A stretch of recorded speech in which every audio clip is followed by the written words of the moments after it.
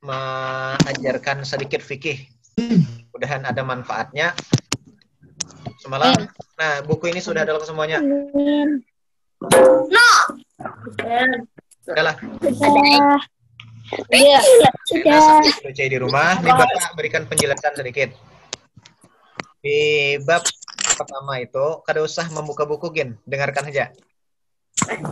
Bab pertama itu masalah taharah.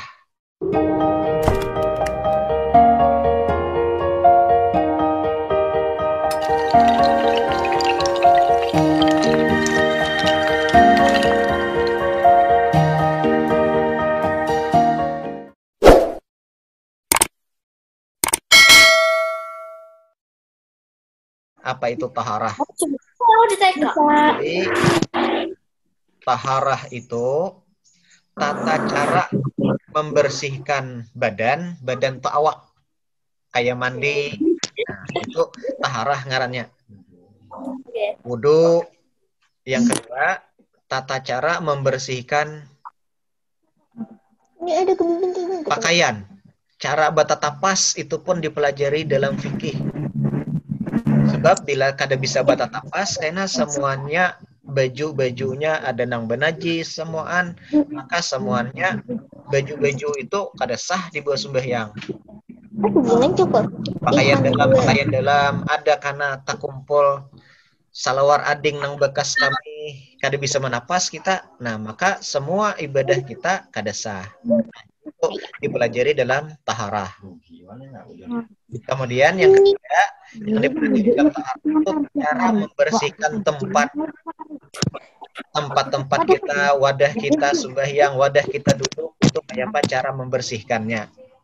Yang dibersihkan itu seperti najis. Nah, ada di dalam buku itu ada najis. Kita harus kenal juga najis. Ada orang tajecak tahe cacak langsung berwudu. Nah, padahal kada perlu berwudu. Mutawasita. Ingatakan apabila terkena najis, jadi kita mengenal najis pulang. Kita cepat saja. Najis itu kotoran. Kotoran apa aja? Kotoran manusia, kotoran binatang.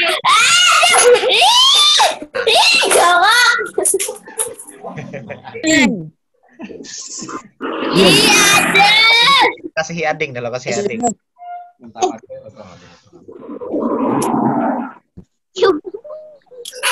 Ada.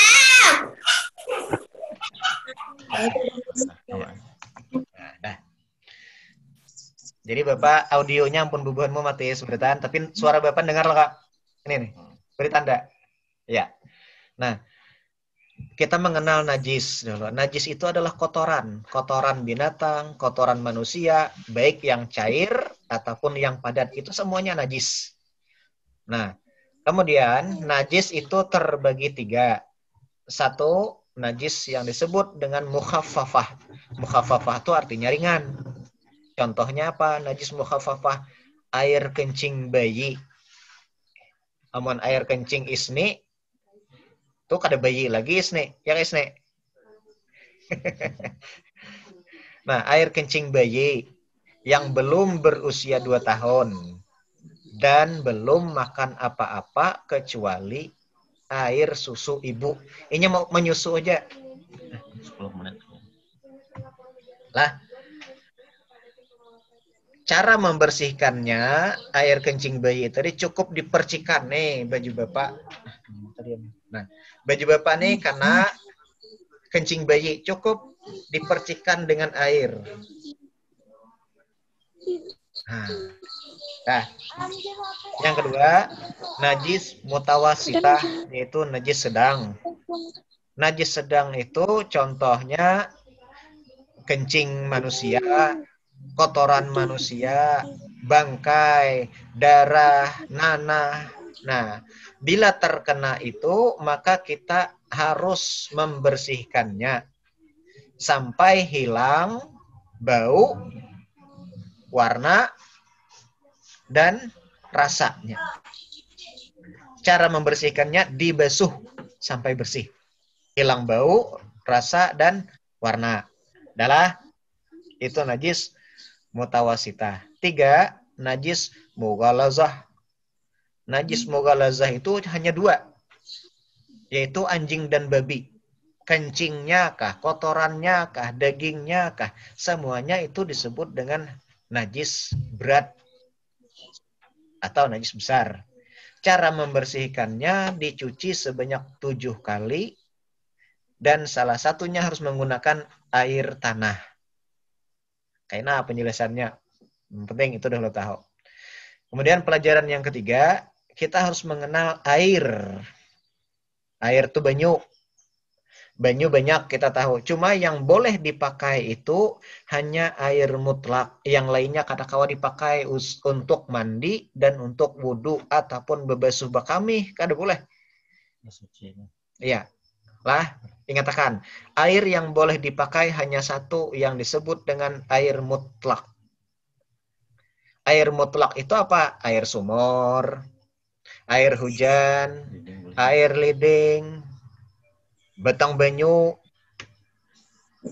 itu contohnya. Air embun, air salju, selama belum bercampur dengan yang lain. Itu aja yang boleh.